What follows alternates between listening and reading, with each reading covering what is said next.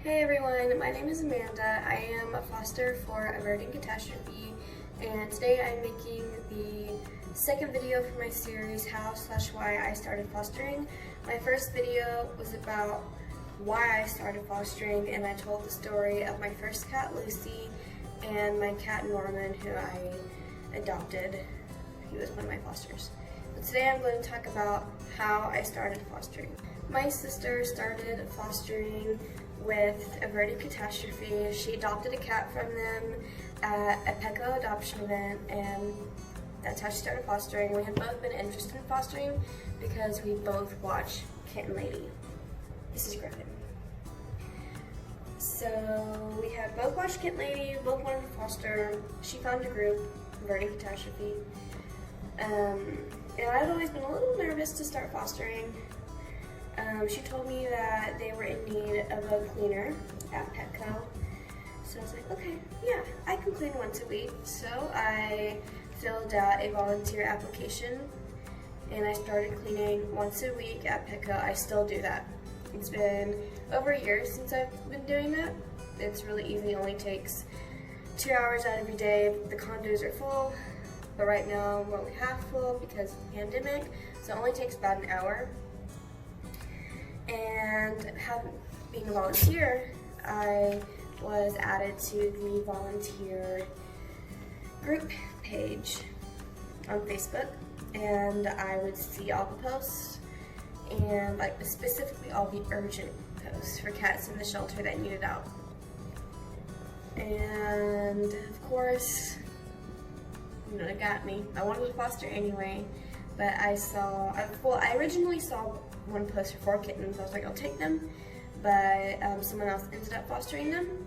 And then there was another post of 4 kittens, and I was like, I got them, I'll take them. And I had to fill out another application specific to fostering. So basically that application, from what I remember, went over what you're willing to do, as in like if I'm willing to take sick cats and rehabilitate cats, but technically taking neonates, you're rehabilitating them, I guess.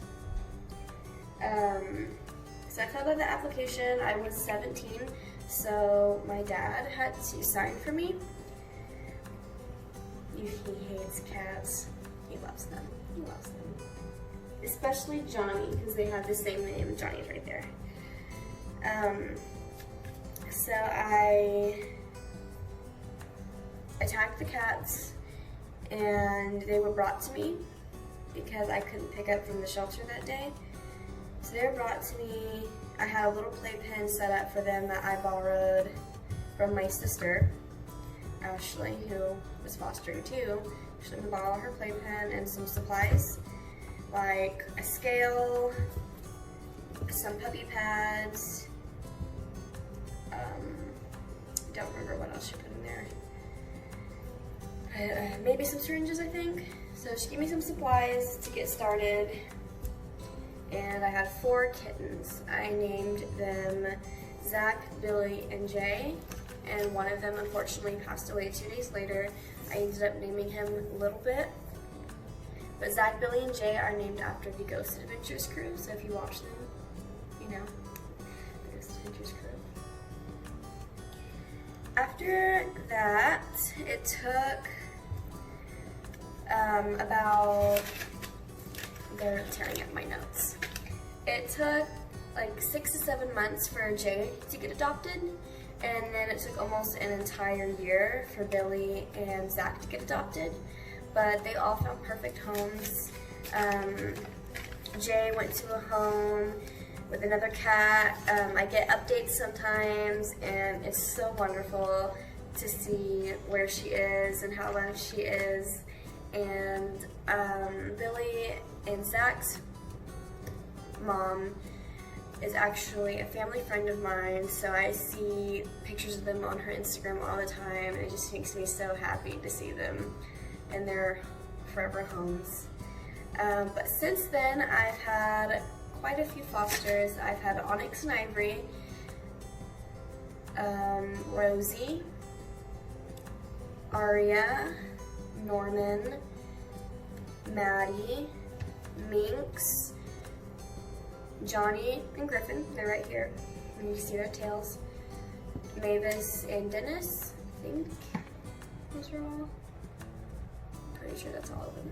But before that, and if you saw Lucy's story, they were my first rescues, so I guess I consider them, because they're my stepping stone. That's how I got started. So my count is 17, I think. Yeah, I think 17, and I've only lost one. So if you cannot foster, you can always do something. There's always something that you can do to help. And I'm going to read this because I cannot memorize this, but it's a quote. I see it on a lot of foster pages. I see it on t-shirts. I love it. I'm just like, yes, it's so true. Do you want to read it? You're welcome. You're welcome to read it. It says, if you want, adopt. If you can't adopt, foster. If you can't foster, sponsor. If you can't sponsor, volunteer. If you can't volunteer, donate. And if you can't donate, educate. There's always something you can do, even if it's following rescues that are local to you or not local to you and sharing their things, because you might share it and someone on your page is able to donate and has the means to donate, or you might find someone that falls in love with that kitten that you just posted and they're able to adopt them. So there's always something you can do. Averting catastrophe is always in need of fosters, especially bottle babies. We're at the end of kitten season, but it is Texas, so it's always warm, so they're always mating, so there's always kittens. But we have a need for bottle babies at the moment, but when fosters of any sort, if you want to take adults, kittens, teenagers, bottle babies are 1 to 28 days old. So if you are interested in fostering bottle babies or fostering in general, you can email Averting CAT-astrophe at acatrescue@gmail.com.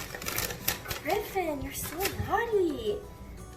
And we need fosters that are local to Tarrant County. So make sure you're in this county if you want to foster with us. But if you're not in this county or do not live in the state anywhere, go to your local shelter and ask what you can do to help. Most of the time, they can recommend any rescues that you can contact to help. You can Google rescues in your area. Just go to your local shelter, ask them what you can do to help, and you can help. Ask if they need, what kind of donations they need. Sometimes you can donate even just household things and they're able to sell them and get money. Or towels, you can donate towels, cat food, kitty litter, dog food, anything.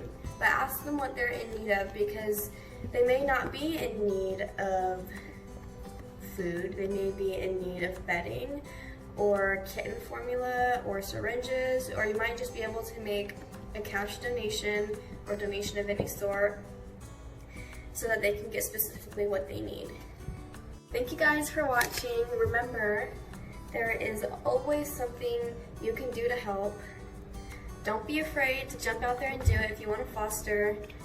I mean, it's lovely. Fostering is lovely. But it really is. Fostering has really changed my life, especially, you know, at school all day, and then you get to just go into the room full of kittens. It's a stress reliever.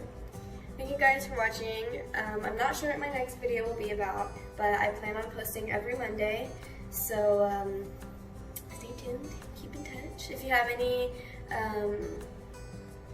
you want to see, anything you want me to talk about, you can comment it, and I will do my best to try to do that. If I can't do that, I will ask anybody in my group who can do it to help.